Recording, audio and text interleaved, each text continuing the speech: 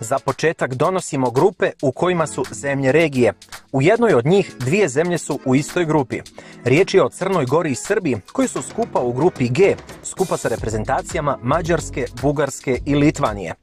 Hrvatska je u grupi D sa reprezentacijama Velsa, Armenije, Turske i Latvije. Bosna i Hercegovina smještena je u grupu J, skupa sa Portugalom, Islandom, Luksemburgom, Slovačkom i Lihtenštajnom.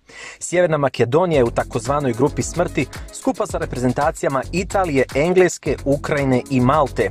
Slovenija je smještena u grupu H sa reprezentacijama Danske, Finske, Kazahstana, Sjeverne Irske i San Marina. U grupi A su Španija, Škotska, Norveška, Gruzija i Kipar. U grupi B Nizozemska, Francuska, Irska, Grčka i Gibraltar. U grupi E Poljska, Češka, Albanija, Farska ostrva i Moldavija.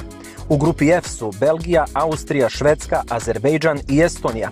Te u grupi I smješteni su Švicarska, Izrael, Rumunija, Kosovo, Bjelorusija i Andora. Dvije najbolje prvoplasirane selekcije u svakoj grupi osigurat će mjesto na završnom turniru u Njemačkoj, dok će preostala 3 mjesta biti sačuvana za pobjednike baraža u Ligi nacija u martu 2024. Evo i termina 10 kola utakmica kvalifikacija. Naknadno će biti poznat detaljan raspored utakmica, odnosno protivnici, koje ćete kasnije saznati u opisu ovog videa.